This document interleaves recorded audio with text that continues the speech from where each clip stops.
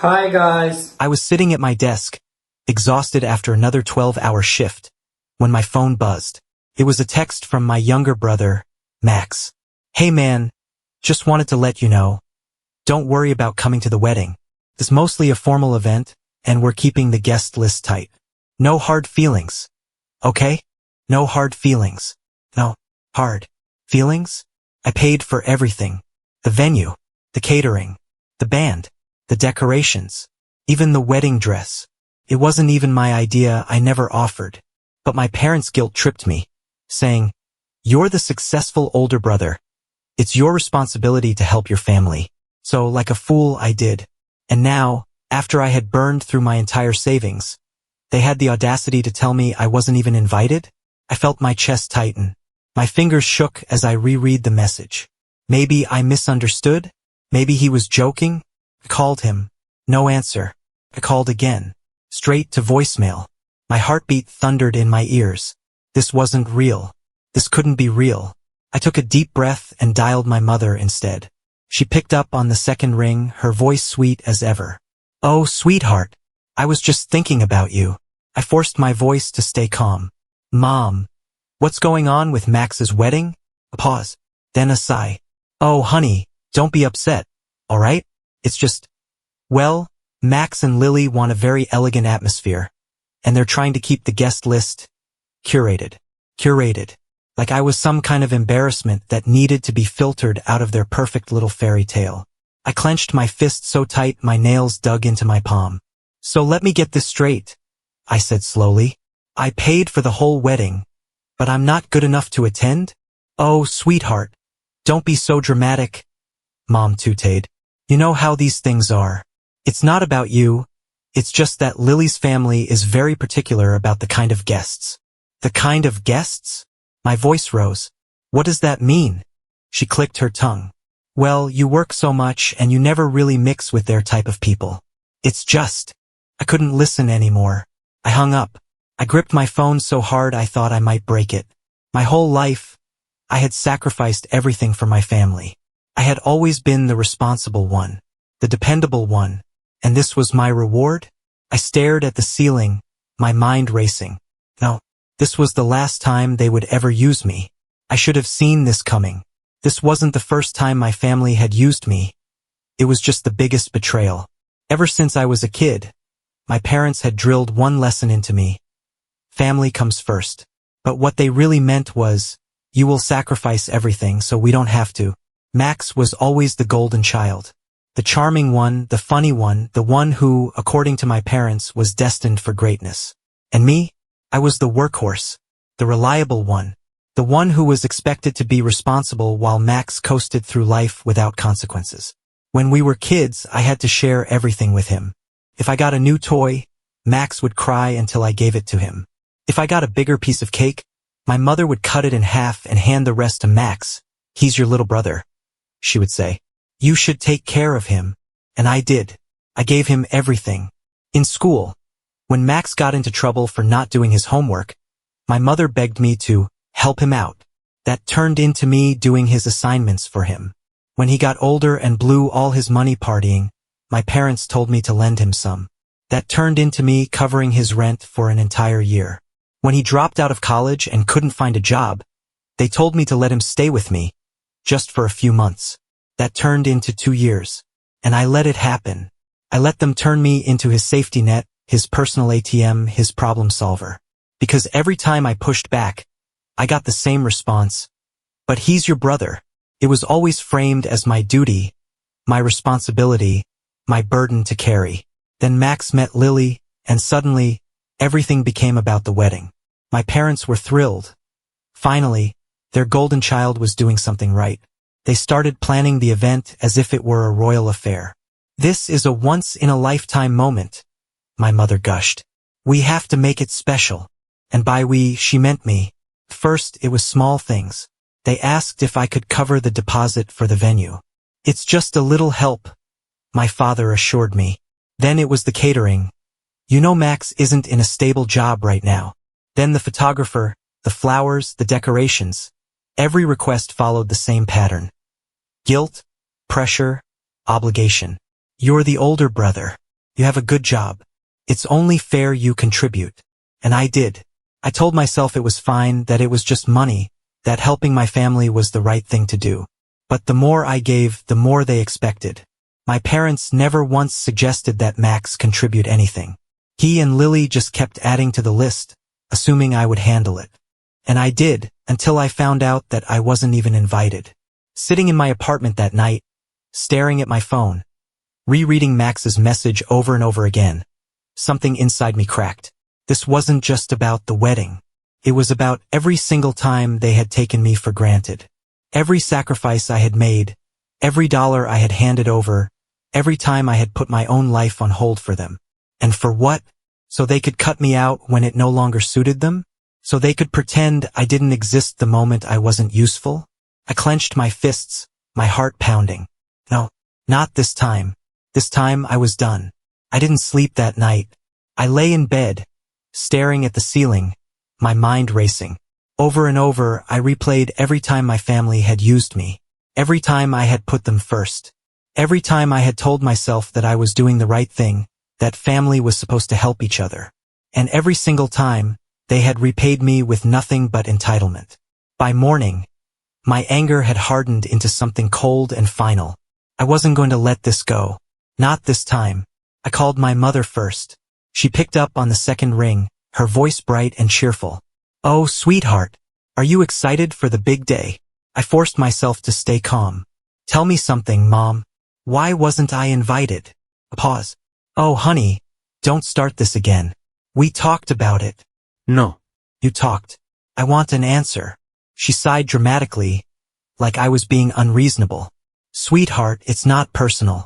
It's just, you work so much and you're not really part of their social circle. It would be awkward." I clenched my jaw. "Awkward? You wouldn't fit in, honey. You know how these things are." I let out a short, humorless laugh. "So let me get this straight. I was good enough to pay for the wedding, but not good enough to attend?" She tooted. "Don't be so dramatic." I gritted my teeth. "Put Dad on the phone." She huffed but passed the phone over. My father's voice came through, gruff and impatient. "Listen, we don't have time for this nonsense. The wedding is tomorrow. Don't make a scene." I felt my pulse pounding in my ears. "Dad, tell me the truth. Did you know about this? Did you know they weren't inviting me?" He exhaled sharply. "Look, Max and Lily made their decision.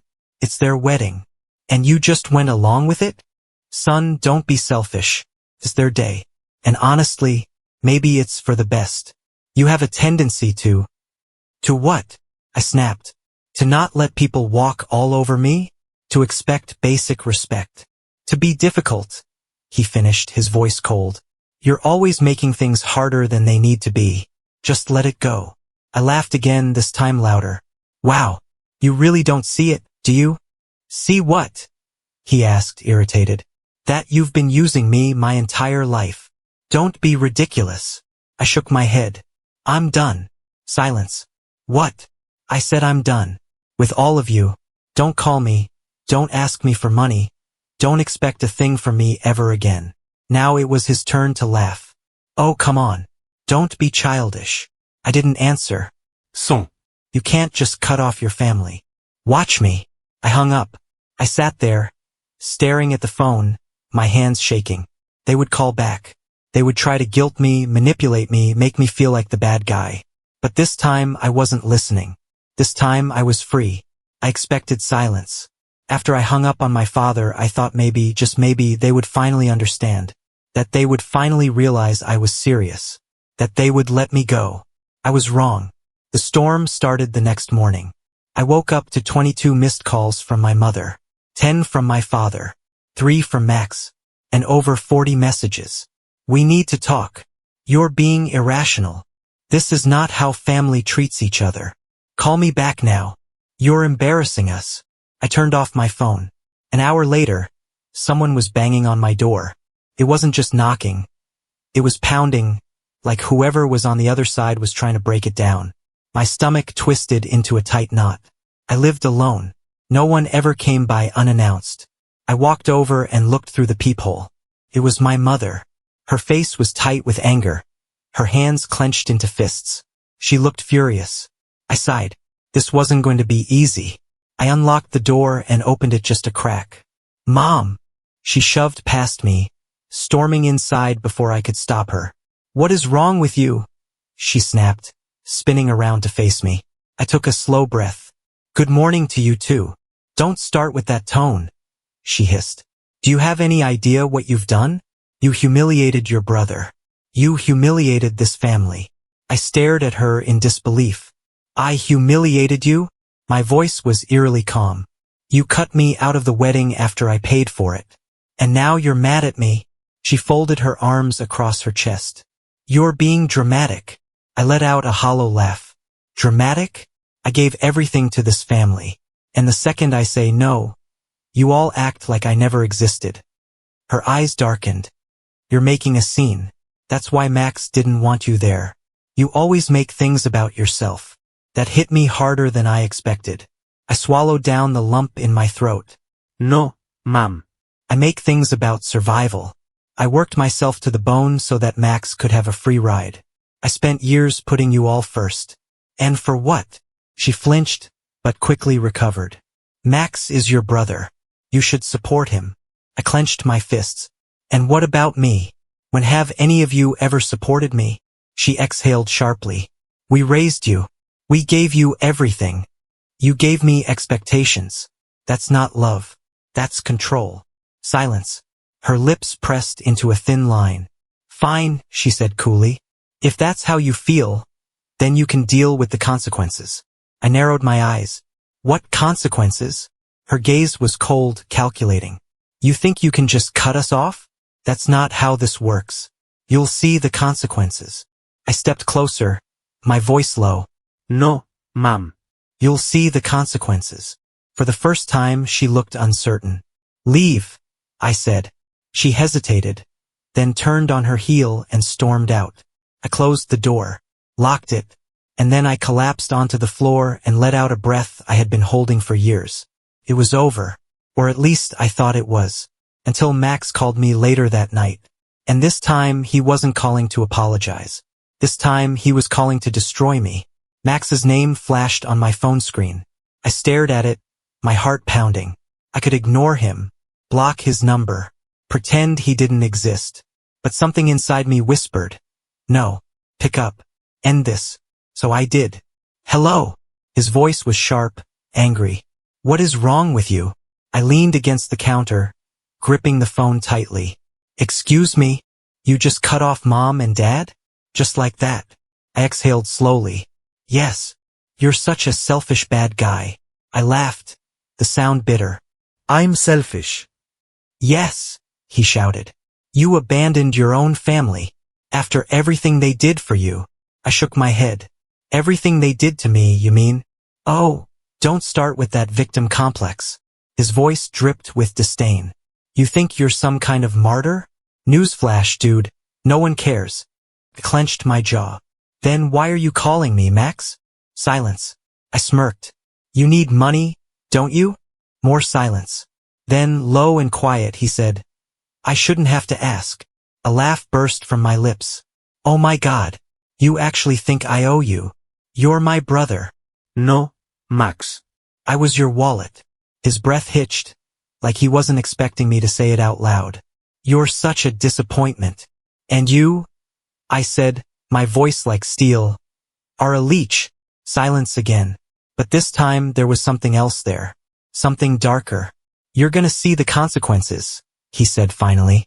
A chill ran down my spine. What's that supposed to mean? You'll see. Then he hung up.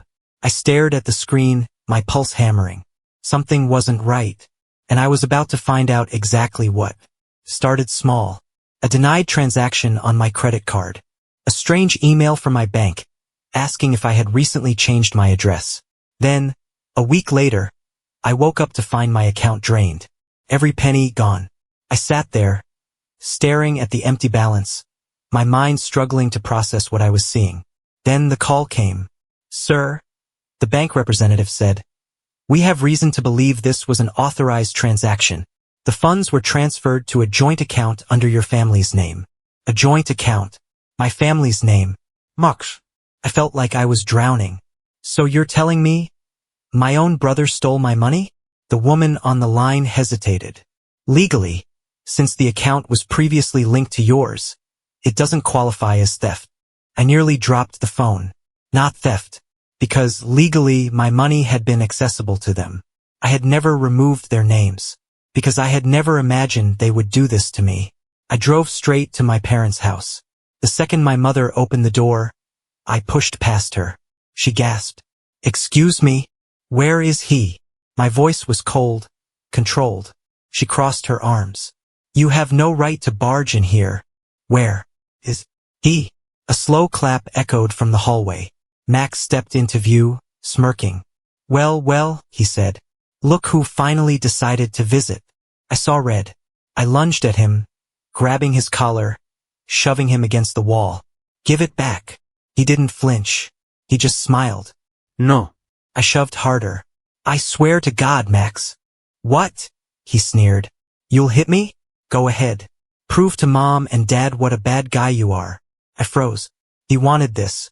He wanted me to lose control, to give them a reason to turn this all on me. I let go, stepped back. Max smoothed his shirt. "Smart choice." I turned to my parents. "You let him do this?" My father shrugged. "You should have stayed loyal to your family." Something inside me shattered. I took a step back, looking at them, really looking at them. For the first time. They didn't care. They never had. They never would. I exhaled. "Okay." Max frowned. "What?" I smiled. "Okay." Then I walked out. Took 2 months to rebuild.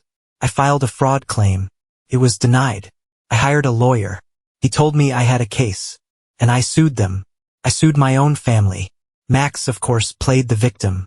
He cried on social media about how money tore us apart. My parents begged me to drop it. But I didn't, because this time I wasn't saving them. This time I was saving myself. The lawsuit dragged on. But in the end I won. The judge ruled in my favor. Max was forced to pay back every cent. And when he couldn't, his precious wedding fund was seized. His car repossessed. His perfect life destroyed. And my parents? They called. They begged. They said they were sorry. I blocked their numbers. And for the first time in my life, I was finally free. Update. It's been a year. A year without phone calls demanding money. A year without waking up to panicked messages about someone in the family needing my help. A year without feeling like my entire existence was meant to serve everyone but myself. For the first time, I'm free. It wasn't easy.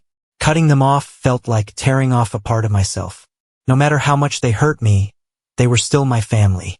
There were nights I lay awake, wondering if I had done the right thing, if I had gone too far, if I was truly as selfish as they said. But then I'd remember everything. The years of being used, the emotional blackmail, the money I worked for only to watch it disappear into their hands, the wedding, the betrayal. That's when the guilt would fade, and all that remained was a quiet, overwhelming sense of relief. Max is gone. He cut me off completely after the lawsuit, deleted me from social media, blocked my number. I haven't heard a single word from him since. My parents, though, they tried to hold out. At first, they were furious. They called me every name in the book. They told the entire extended family that I had turned my back on them, that I was heartless, that I was ungrateful after everything they had done for me. But then, months later, the tone shifted. A few weeks ago, my mother sent me a message. "Son, let's talk. We all made mistakes. You don't want to live with regret, do you?" I stared at the screen for a long time. Regret? What exactly was I supposed to regret? That I stopped letting them treat me like a walking ATM? That I stopped allowing them to manipulate me? That I finally put myself first? And yet, I hesitated. Because as much as I wanted to believe I had moved on, there was a part of me that still craved what I never had. A real family. A mother who loved me for more than what I could provide. A father who saw me as something more than a financial backup plan. A brother who actually cared. And a small, foolish part of me wondered, had they changed? I didn't respond. I told myself I needed more time. A few days later, another message came. "Your father and I miss you. Max wants to make amends too. Let's sit down and talk, just once." No expectations, no pressure. I laughed when I read it. No expectations? No pressure? That's what they always said right before they asked me for something. Still, the thought gnawed at me. What if, after everything, they really did want to fix things? What if this was my chance to have the family I had always wanted? Or what if this was just another trap? I haven't answered them yet. I don't know if I will, because I know how this goes. I let them back in, and for a while everything will seem fine. They'll play nice, act loving, tell me they've changed. And then one day I'll get a message. Hey, we're struggling with some bills right now. Max just needs a little help getting back on his feet. We knew we could count on you. And suddenly, I'll be right back where I started. So I'm asking you, what would you do? Would you give them another chance? Or would you walk away for good? Bye bye.